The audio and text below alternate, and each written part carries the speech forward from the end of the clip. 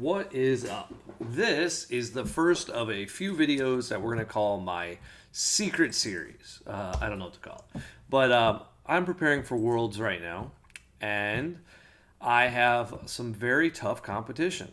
So, that being said, I need to come up with some cool decks, and I don't have a clue what to do it yet. So, I'm going to go back to my favorite deck to begin with as one of the first that I test. And that is good old reliable Pan. We like Pan for a variety of reasons, but most importantly is she's in a situation where she can win by herself. She's just a solid leader. She does a lot. And this little combo here I'm in love with. We can get our opponent to 4. And we're going to run Chain Attack Zeno. So on turn 4, I can just go for the Wheel of Luck, play Chain, paying all of my energy into Zeno, get a fresh new hand. My leader ability will activate, and even if I'm not at 4 or less life, I can then at that point just bring out my SCR, overwhelm it, and if they don't get in the gate, likely win the game because he'll have quad strike. So that's kind of the deck we're thinking about playing. Because the reality of it is, I have some of the best players ever. Because that's what Worlds is, right? Like, let's be honest. If you're looking at the World's power level, we're not up there that high. Like, solid, maybe 4. I'd like to say I'm in the top 3, but that's a lot of me just thinking I'm better than other people for no reason. Like, when it comes down to playability, these are some really great people. So, knowing that they're really good, we want to beat them, and we want to use strategies that they can't get out of. So that's the thing that usually decides if you're a winner or loser in games, is how you set up your kill turn. Because a lot of this is luck. Like, I've talked about it before. Like, consistency. If you're getting top 16 at a tournament, man, you're doing well. Okay, that's your goal. If you're consistently getting top 8, man, you're more consistent than others. If you're in the top 4, wow, you're really, really consistent. But I've never heard of somebody consistently always winning. What we have is cycles, right? Like, when Invoker's doing really well and they haven't banned it, you're going to see Legends Carrick because he's one of the best Invoker players in the world. You're going to see Sublet up there. When Yellow is doing well, you're going to see certain other players. But when it comes down to it, you can't control winning. So, Pan is very good at making Z energy. So currently, I think I want to go with this guy. This is the first time I've ever tried out this super combo. Basically, you have to have 2 or more Z energy or a Z battle card, and then it's a super combo to draw a card. So that's it. Nothing too spicy, but that does mean we don't have some effects that we normally would like. So right now we're just kind of building the framework of what you normally would like, right? So Imposing Presence, always a solid card. And then on the same note, we've learned that this deck, in testing, so not something that you would know ahead of time, but like, because I've played decks like this before, this deck is very weak to dormant type strategies and dimension magic. So we want to run that King Vegeta because we just know, hey, this deck is a problem, and if we can, we want to have a built-in strategy. And so these are the kind of things I'm like thinking about, like just as a 2 of 99% of the time. We're just gonna negate it. Yeah, see, negate the counter skill of a card with a cost of 1 that was not paid. So dormant just gets stopped, and then you can play a Vegeta with 10,000 or less, which will never matter because I don't think we run one.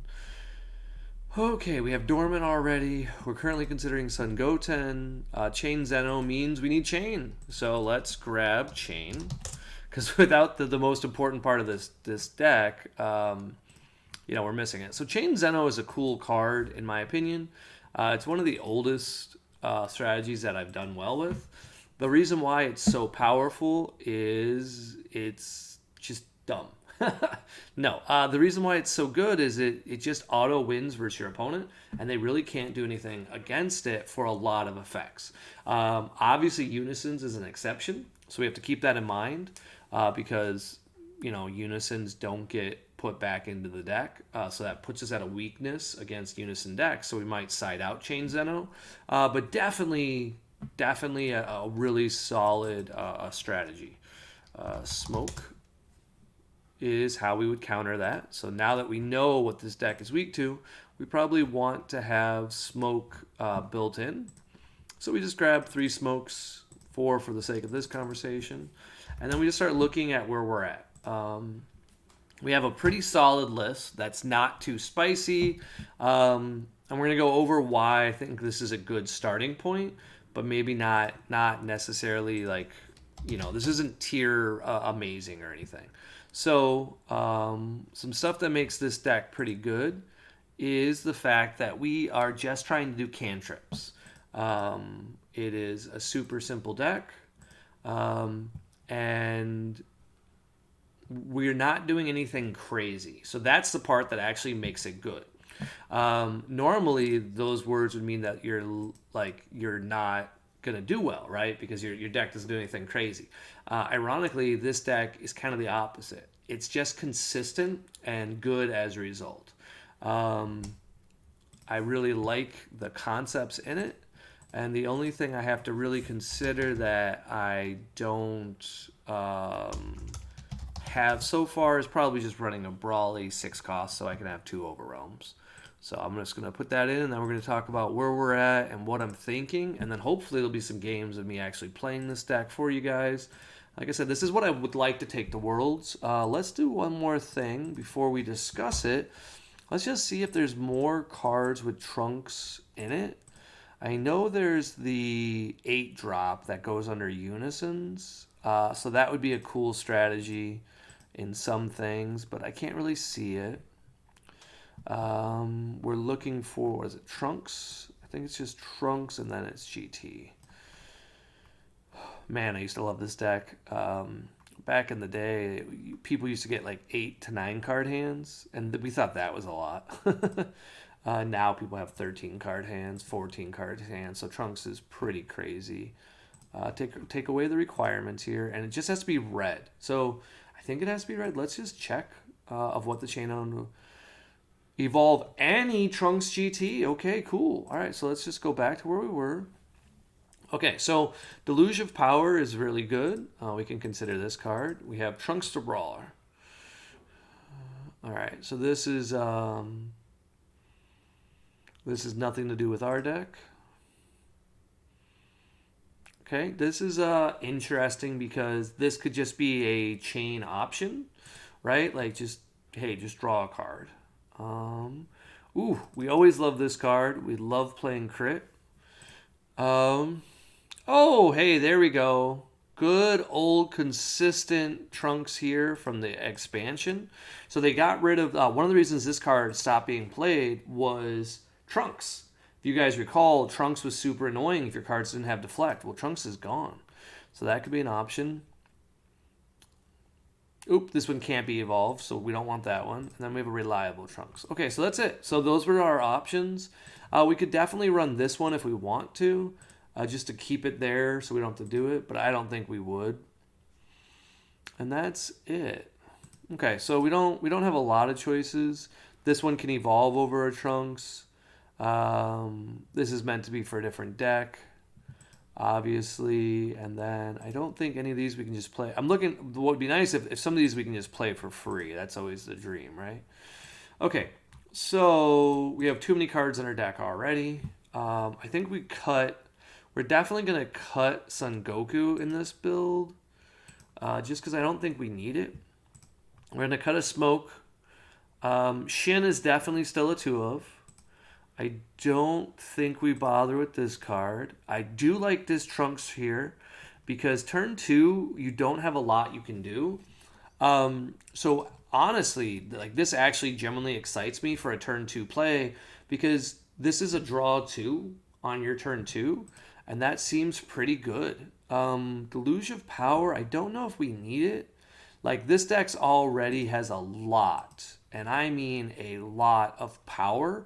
We're going to talk about that in just a second. I keep saying that like I'm lying. Like, we're going to talk about it in a second. Now, this card is like unnecessary This card here is one of your battle tricks. This is a really important card because it's a combo piece where basically it's a free neg 10 and it's a 15k. So it's very good, and it's also not that amazing. It always feels amazing when you play it, but it doesn't do a lot. So this is on the list of cards we might just get rid of. Goten is a better version of this Trunks, but Trunks interacts with Chain Zeno. So we only need 3 Chain Zenos, so that's the important thing. That made space already. Smoke, definitely a requirement. I think we're going to need more Mize on the board because generally speaking, blue probably the best deck right now. So we just want to know that going into the situation. And this guy doesn't have barrier, does he? No. Man, we really need a way to get rid of barrier. Or to gain barrier. Videl seems okay, but not great in this deck. We might just cut her and run more. But okay, so what makes this deck so cool is we have 2 things we can do. First thing is this guy. This guy is pretty amazing. He says if your opponent has 2 or more energy, which means if we go second, we can activate this effect. So that's kind of cool because we can combo and then play it. It's just a free battle card to come into play. And then as a second ability, when this card goes underneath one of your Z battle cards, which is just for the ape, it gains the following skill and 5k.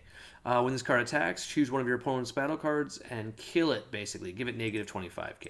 And then this card ahead of time says if your leader is Pan, but nothing else, that's the important part, it can't be Pan and something else.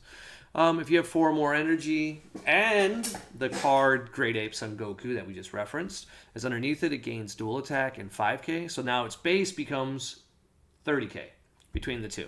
Well, you factor in Pan's ability of our leader when you play a battle card. Likely this is the first battle card we play on our turn 4 because we're going for the victory, right? So then this becomes 35k. Then it has an activate ability, and it says on my leader, choose a 2-cost unison, make it a plus 5k for the turn. So this is a 40k without combo. So I don't really need to lose. Like, this is how you win. So if we know this is how we win, we want to set that up. And some cards, it becomes like, do we bother? Like, for example, Shin. Shin, super relevant in some matches, and then in some it's terrible, right? So we probably put Shin in the sideboard because we have a built-in strategy for bombs, right? Like, our built-in strategy is Chain Zeno, and we can get rid of our hand very, very quickly and do some stuff. We have, defensively, we've got King Vegeta. This is a cool little tech because this card is a free negate. Well, we've got Chain Zeno here. Zeno is, sometimes we don't need this card. And if we don't need it, boom, ditch it. No big deal. We don't mind, like on our turn 4, if we go for game and our opponent survives it, but they don't have a bunch of negates, well, we're probably just fine. Like their hand probably just got super small from defending it. They may have no hand at all. Or they've used a ton of effects. You'll notice what this deck is already going to be weak to is what we've talked about. Unisons and yellow. So because we know those 2 things are going to be kind of like against us, we want to have built-in strategies for them. So if we wanted to, I could definitely see Kaioken. I have Trunks in. So Kaioken is a red anti. So just like a 2 of seems fine. We'll likely side this out. But versus yellow, we got to have it. And like I said, this is testing for Worlds. This is not just for a regular event. So we know one of the players there is the Andrew Duvall. And what's cool about Andrew Duvall is he's not just a really cool and nice guy. He's also a phenomenal player. And if you know somebody's phenomenal in certain respects, you have to be like, hey, this guy is really good at X or Y, and we should respect that. So if we respect what he's good at, he's really good at mid-range strategies and getting you to a point where he beats you because he's better at future sight, or whatever we call it this day and age, where he thinks ahead. That's his skill set. So if that's his skill set, we want to beat him by not letting him plan for the future, right? So we want to hit him fast, we want to be aggressive, and then we want to quickly resolve Chain Zeno. Well, Chain Zeno is going to do a lot but it's not going to be enough if we're not also just controlling the board. And then this is just another cool card because there's going to be some aggro decks there because other people are going to be thinking the same thing. Like, hey, I can't beat this amazing player at control. Maybe I should just play like Green Boo. I expect to see a Green Boo player, a Yellow Trunks player, and 2 Beerus players. That's what I'm currently putting the meta at. So then we're trying to figure out where we belong in that world because you got to beat everything.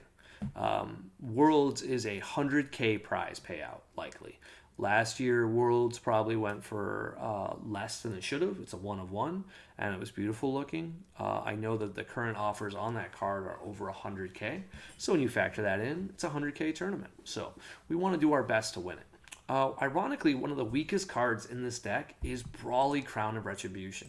The reason why is your turn 3, the optimal way to crown, is not is almost counterintuitive if you want to draw.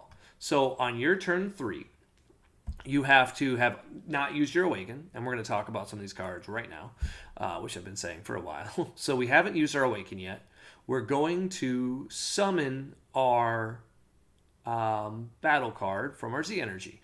Our opponent should be at 4 life, because that's generally what happens by turn 3, and we're going to play SS4 Son Goku. Now, it'll just be a regular version, but I'll draw a card off my leader's ability, which is important, because then I'm going to go ahead and Awaken, and then I have 2 energy open again.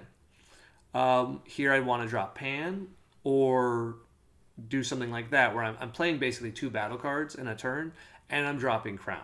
So what I'm doing is building a board and then dropping Crown. The more I think about it, probably better to play Pan, then go from Pan into Brawly, Awaken after I've done that, and then pay the 2 energy so I can get know if I should keep back my energy. You'll notice I'm not running Topo or a lot of defense. If you know my strategy, I love to actually battle. For me, this game is about battling and really cool effects. And so, I don't want to negate all of my opponent's attacks, but I'm aware I'm going to need to in certain matches, so I'm going to have them in my sideboard. But I do have some negates. You'll notice I got King Vegeta's Imposing Presence here as a 3 of, and 3 Testing the Opposition.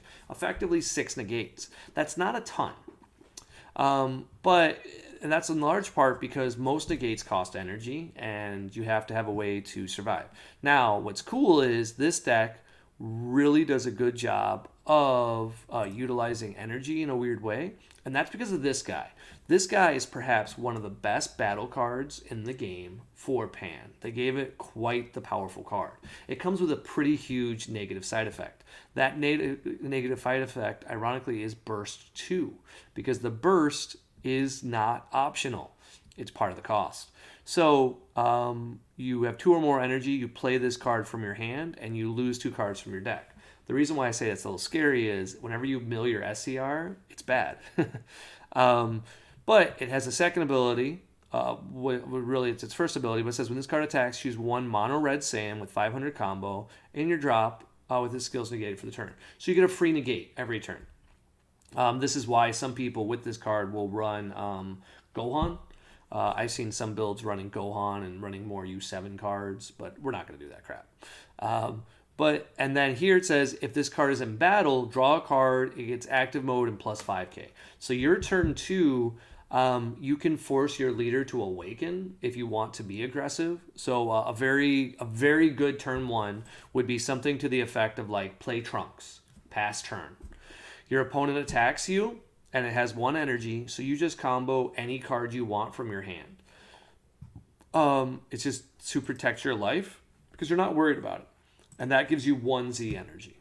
You're then going to go ahead and Burst 2 as the first thing you do, because you want to see what your line of plays are. And when you do that, if you get 2 cards in your drop that are Saiyans, you don't have to combo anymore, because all you're going to do then is swing with your Trunks, 15k crit, they're going to take it, or they're going to combo 2 cards, which is phenomenal for you. Then you're going to go ahead and swing with this Son Goku. During the combat, he's going to combo, obviously, like we already said, this 5,000 combo, and he's going to activate this battle thing. So this is going to make him, with your leader ability, 30k power. So you're going to swing twice, and you're going to swing with your leader. You can choose the order of operations, but then you get to play one more battle card or have an energy open. So with 2 energy, you sadly can't do, with 1 energy open, you can't really do a ton at that point. But like, it wouldn't be terrible to arrival in this card just to like draw 2 basically, and then swing again for 15k. And then if you're looking at your board, you're going to have on your side of the field on turn 2 this guy, this guy, this guy, and you're going to have a decent sized hand. That's a pretty good turn. And what's even cooler about it is now your opponent will probably not attack your life. That means that your turn 3, we could easily play Chain Attack Trunks, draw 2 cards. We could play this Goku we talked about. We can just kind of relax. But what's even better is we can now be like, okay, what do we want to do here? If we know our opponent's not playing blue or something where they're going to get rid of this Trunks, we can purposely combo cards to protect the Trunks, swing with this Son Goku during our turn 3 twice, have our opponent go down to, let's say, 2 life, because most people aren't going to defend a lot of attacks, and then chain Zeno at that point. Like, the amount of plays this deck has is why this is our tier 1 pick. So I know it's always weird to do these videos, because, right, like, this is my getting ready for Worlds video, and this is the first one we're going to upload under the secret list. And it's weird to do this as my primary one, because this could easily be an 0-8 deck. This is Pan. We're talking about playing Pan in a format where you can play Shenron for 8 for just 2 mana, when you can play Vegito, Power of Potoro for 2 energy, and you start to put together all those big bombs you can play. This is very fair in comparison. But what makes this deck so cool is its fairness doesn't matter. Like, for example, Chain Attack, one of the cards we can do is Chain Attack into, like, this card, just for the heck of it. We can play this card. So sometimes Chain can just be, hey, let's just throw out something that's helpful, and then Chain has decent powers. He says he can attack active cards, and the cards are in battle mode. So this card is an answer to blue, because blue is going to obviously bring out that Son Goku who says that I can't attack with battle cards that are 2 or less. And so we can have a built-in strategy right away that says, you know what? No. I stop you. And then one of the other cards we're going to talk about is my favorite. So Pan is pretty weak to aggro if she goes second. Bodyguard Legic can let you kind of mitigate some of that, which I like a lot. Because like decks like Shenron and stuff, they can do a lot of aggression. And so like our turn 1, I can just be like Bodyguard Legic, play it for free. Then have a blocker next turn, and he'll draw a card, which is really cool. These kind of plays I always like for value. The other card I really want to fit into here is the Surprise Attack Frieza. That was one of the first free plays I ever started to play with. And it's super easy to do, because right now the amount of cards that exist are pretty small for like that can affect it. It's just nice. But I think this is a good foundation. I'm going to look at some of the other lists. I know I already messaged, and shout out to him, Travis Washburn. He's one of the best Pan players that exist. And so I messaged him just asking, hey, got anything spicy for the list? And we'll take a look. He might have something I can add. But this is my list. This is what I would play. And this is just taking my red-blue American list and then just updating the fact that blue, nowhere near as scary since they lost their big old beat stick of Trunks. So I'm excited. So hopefully this will be the deck. I see there's 331 views on this deck already, so we just made it private. So we'll see if other people can view it after this, because hopefully no one saved it. We'll find out. All right, see you guys after Worlds.